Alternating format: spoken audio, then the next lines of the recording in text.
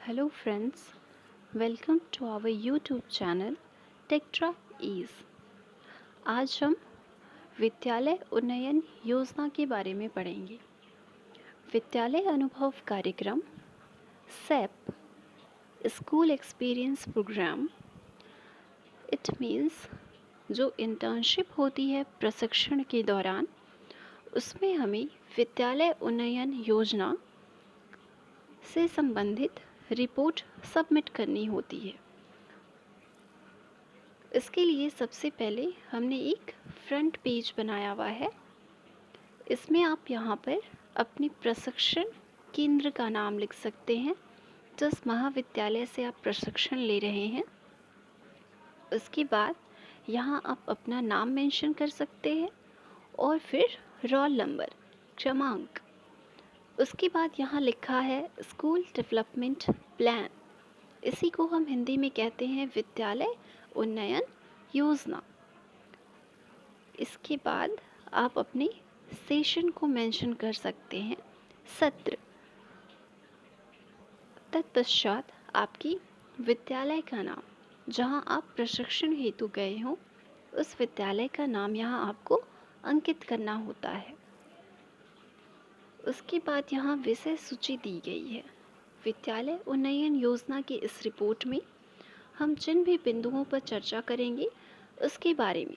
सर्वप्रथम भूमिका, आदर्श विद्यालय की स्थिति क्या होनी चाहिए, विद्यालय उन्नयन योजना, समस्या से हानि, जिस समस्या को आपने विद्यालय में चिन्हित किया है उससे क्या नुकसान हो रहा है, ये आपको यहाँ पे लिखना होता है।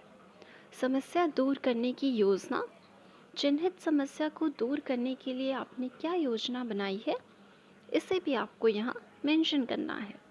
उसके बाद विद्यालय उन्नयन योजना का क्रियान्वयन, सबसे अंत में चिन्हित समस्या को दूर करने के लिए आपने क्या किया है, क्या क्रियान्वयन किया गया, उसके बारे में यहाँ लिखना होता है। भूमिका, इसमें सर्वप्रथम आप अपने विद्यालय का नाम लिखेंगे जिसमें आप प्रशिक्षण हेतु गए हैं। अमुक विद्यालय में किए गए उन्नयन कार्य की पुस्तिका प्रस्तुत कर रही हूँ। इस पुस्तक में उन्नयन कार्य की पहचान तथा उसके निदान के बारे में लिखा गया है। इसके अलावा विद्यालय के बच्चों में जागरूकता और कर्तव्य निष्ठता का विकास उन्नयन योजना के द्वारा किया गया है। इसमें विद्यालय एवं विद्यालय समाज के बच्चों की आवश्यकताओं को ध्यान में रखते हुए कार्य का विवरण प्रस्तुत किया जा रहा है। इस योजना के माध्यम से बच्चों में सर्वांगीण विकास को मदद मिलने की आशा है। यदि उन्नयन योजना का लाभ अभ्यास विद्यालय सुचारू रूप से उठाते रहें तथा परामर्शदाता हमारे या मेरे द्वारा किए गए परिश्रम से प्रफुल्लित होते हैं, तो हम अपने परिश्रम को सार्थक समझेंगे। यहाँ पर विद्यालय उन्नयन योजना के बारे में हमने लिखा है। प्रशिक्षु का नाम, आप अपना नाम यहाँ लिखेंगे और अपना क्रमांक। विद्यालय विकास या मॉडल विद्यालय हेतु निम्नलिखित स्थिति होनी चाहिए। एक मॉडल विद्यालय की क्या स्थिति होनी चाहिए, इनको कुछ बिंदुओं में यहाँ लिखा गया है। पहला बिंदु है विद्यालय का भौतिक वातावरण। विद्यालय का भौतिक वातावरण सही होना चाहिए। विद्यालय शहर से थोड़ी दूरी पर होना चाहिए, जहाँ का माहौल शांत हो, यातायात की सुविधा हो, पक्की सड़क होनी चाहिए। उसके बाद है विद्यालय भवन की स्थिति। विद्यालय किसी आर्किटेक्चर के द्वारा बनाए गए नक्शे तथा राष्ट्रीय मानक पर निर्मित हो। विद्यालय के चारों ओर चार दीवारी हो। विद्यालय के पास जगह भरपूर हो। विद्यालय मजबूत और भूकंप रोधी हो। बड़े बड़े कमरे हो। सभी कमरों में खिड़की हो जिससे पर्याप्त रोशनी आती हो। विद्यालय का रंग रोगन अच्छी तरह किया गया हो। इसमें आपने पढ़ा होगा राइट टू एजुकेशन। और भी कई ऐसी स्कीम्स लाए गए हैं जिसमें विद्यालय भवन की कई आकृतियाँ बताई गई हैं, जिसमें आपको बताया गया है कि खिड़कियाँ इतनी बड़ी होनी चाहिए कि उससे प्रॉपर एयर आ सके और प्रॉपर लाइट आ सके। उसके बाद रंग रोगन, इसके बारे में जो आपने विद्यालय का रंग रोगन अर्थात आपने बाला के बारे में पढ़ा होगा, बिल्डिंग एज लर्निंग एड्स। इसमें हम विद्यालय की या विद्यालय के परिसर में ही उसके दीवारों पर कई तरह की पेंटिंग्स बनाते हैं, जिससे बच्चे न सिर्फ पुस्तकों से, कक्षा में किए गए अध्यापन से, बल्कि विद्यालय की अवसंरचना को देखकर भी कुछ सीख सकें।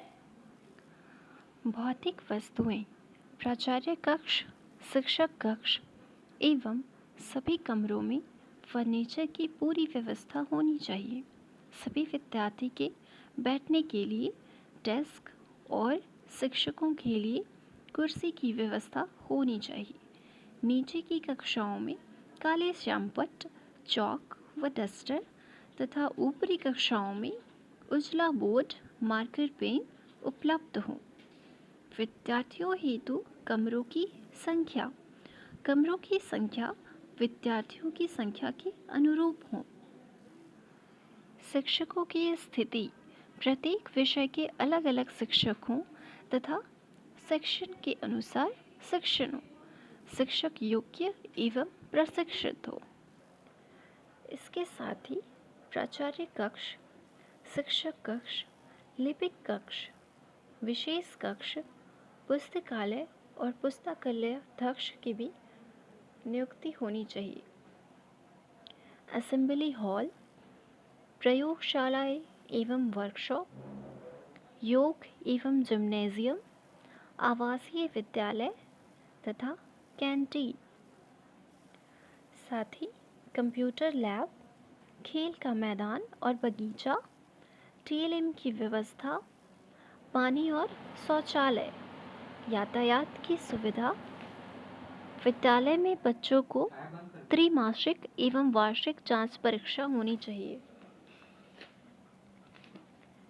साइकिल स्टैंड, अभिभावक शिक्षक सम्मेलन, समय समय पर अभिभावक शिक्षक सम्मेलन का भी आयोजन होता रहना चाहिए। छोटे बच्चों हेतु अलग से एक ताई माँ की नियुक्ति हो। विद्यालय में गार्ड एवं आदेशपाल भी होने चाहिए। विद्यालय उन्नयन योजना, मुझे विद्यालय अनुभव कार्यक्रम SEP 1 स्कूल एक्सपीरियंस प्रोग्राम के अंतर्गत विद्यालय का नाम आप यहाँ पे लिखेंगे। में अनुभव प्राप्त करने का अवसर प्राप्त हुआ है, जिसके लिए मैं यहाँ पर आपको अपना नाम लिखना है। महाविद्यालय, उसके बाद महाविद्यालय का नाम की आभारी रहूँगी। मैं अपनी प्रयोगशाला विद्यालय की जितनी भी तारीफ करूं वो कम है। थोड़े से भूखंड में नियोजित एवं समझदारी से विद्यालय का भवन तैयार किया गया है, जिसके लिए वहाँ की प्रभारी सह विद्यालय प्रबंधन प्रशंसा के पात्र हैं। इस विद्यालय में भौतिक संसाधन का समुचित उपयोग देखने को मिलता है। विद्यालय भवन में कुल 14 कक्षाओं में एक रसोई घर, एक प्राचार्य कक्ष और 2 शौचालय हैं, जिसमें से एक बहनों व एक भैया के लिए है। पेयजल हेतु एक चापाकल एवं एक सबमर्सिबल सह टंकी मौजूद है। सभी कमरों में विद्युत की व्यवस्था की गई है। विद्यार्थियों के मनोरंजन हेतु खेल सामग्री एवं छोटा मैदान उपलब्ध है। विद्यालय में शिक्षण कार्य संपन्न करने हेतु 8 विद्वान शिक्षक तथा 12 विदुषी शिक्षिका मौजूद हैं। गुणवत्तापूर्ण शिक्षण के लिए सभी शिक्षक एवं शिक्षिका आत्मसमर्पित हैं। विद्यालय उन्नयन योजना का नाम, विद्यालय परिसर में जल का समुचित उपयोग। समस्या की पहचान, विद्यालय अनुभव कार्यक्रम के अंतर्गत उन्नयन योजना एक महत्वपूर्ण योजना है जिससे विद्यालय की समस्याओं का निदान हो जाता है। विद्यालय में गुणवत्तापूर्ण पौष्टिक मध्याह्न योजना की व्यवस्था है ताकि ज़रूरतमंद बच्चों के स्वास्थ्य में सुधार हो सके।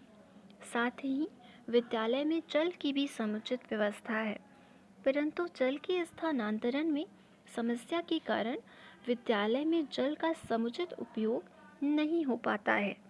इस समस्या को ध्यान में रखते हुए मैंने निदान के लिए हल ढूंढने का प्रयास किया।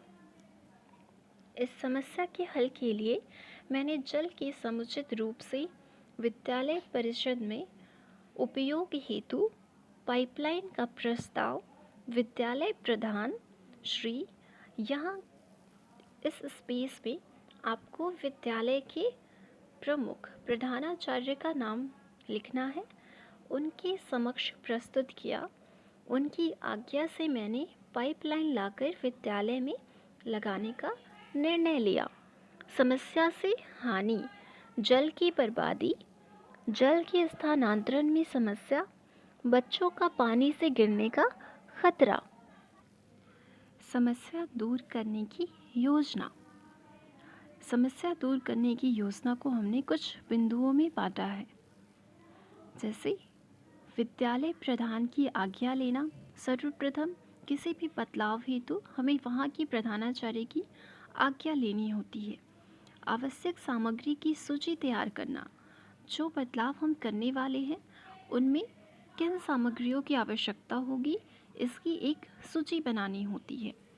अनुमानित बजट तैयार करना, जैसे कि पाइपलाइन अगर हमें लानी है तो वो कितनी दूर तक लगाना है, उसमें कितना खर्च होगा, ये सारी चीज़ों की पहले ही प्लानिंग की जानी चाहिए। बाज़ार से सामग्री लाना, आपको जाकर स्वयं उस सामग्री की पुष्टि करनी होगी। सामग्रियों को विद्यालय में लगाना, उसके बाद उसका क्रियान्वयन होना बहुत ज़रूरी है कि वो आपने जो पाइपलाइन लाई है क्या उसे लगाया गया या नहीं। समस्या निदान की सफलता सुनिश्चित करना, और जिस समस्या के लिए आप ये क्रियान्वयन कर रहे हैं उसमें कितनी सफलता आपने प्राप्त की है इसको आप सुनिश्चित करें। वो समस्या कितनी ख़त्म हुई है इसका भी आपको निश्चय करना होगा। विद्यालय उन्नयन योजना का क्रियान्वयन, विद्यालय परिसर में जल के समुचित उपयोग हेतु पाइप का प्रबंध एवं उसे उपयोग हेतु बनाना। समस्या के निदान के लिए बाजार से पाइप तथा उसे सही से लगाने हेतु आवश्यक सामग्री लाई गई। उन सभी को विद्यालय में सही से लगाया गया। पाइप के कार्य को सुनिश्चित किया गया।